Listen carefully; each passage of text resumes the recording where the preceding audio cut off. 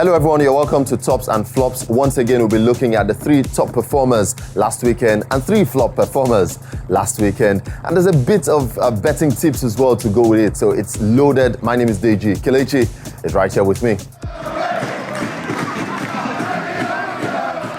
Kelechi, we'll start with our flops. Chelsea were at home against Crystal Palace, and it was quite disappointing. They lost at home. It was no show up from Chelsea. It was like we say in our local parlance, no person wake up police first they win case with Chelsea. They went on the Cesc Fabregas in less than 5 minutes, got the opener.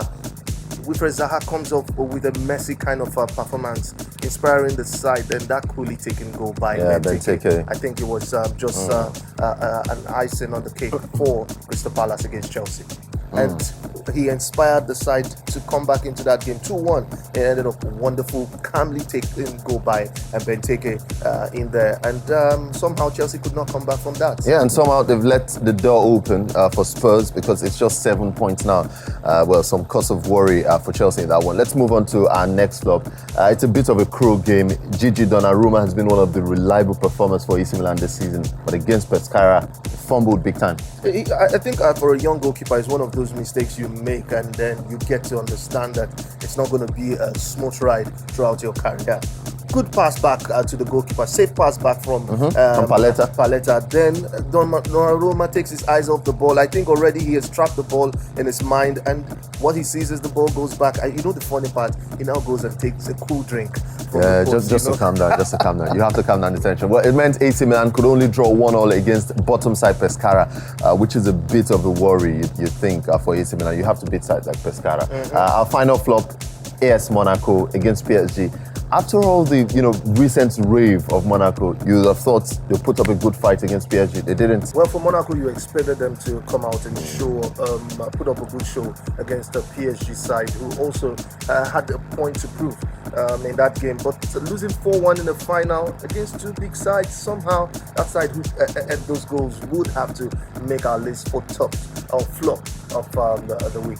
Well, if Monaco are one of the flops, PSG definitely should be one of the tops. Credit to PSG, they got their 4th straight Coupe de la Ligue title.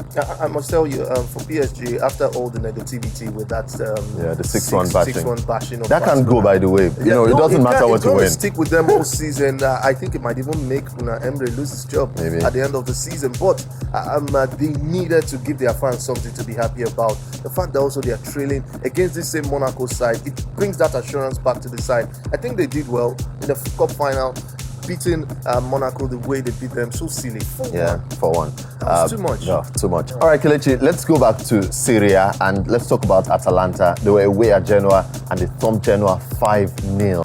Atlanta were awesome. 5 goals against Genoa in front of their fans. It was a good showing from Gomez himself. A hat-trick in that game.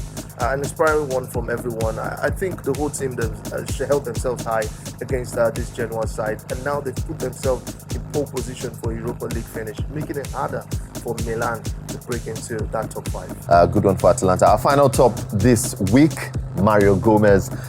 They looked a bit, back against the wall against Bayer Leverkusen, Wolfsburg, but Mario Gomez popped up, hat-trick in 7 minutes. Who does that? Mario Gomez, Super Mario.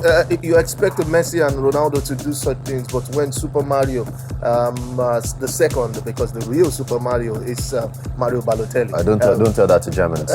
But Super Mario steps up to make that happen in 7 minutes. I think he deserves to sit on the crown. He should be called the Zeus of football this weekend. Yeah, good one for Mario Gomez. Unfortunately, he didn't end up on the winning side in that one. 3-3 it ended between Bayer Leverkusen and Wolfsburg. All right, Kelechi, so we have to take our leave, but we leave you guys with betting tips for this week's games.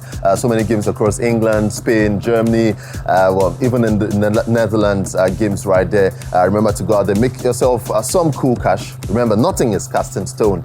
So wishing you all the best. Have a great week ahead. We're out.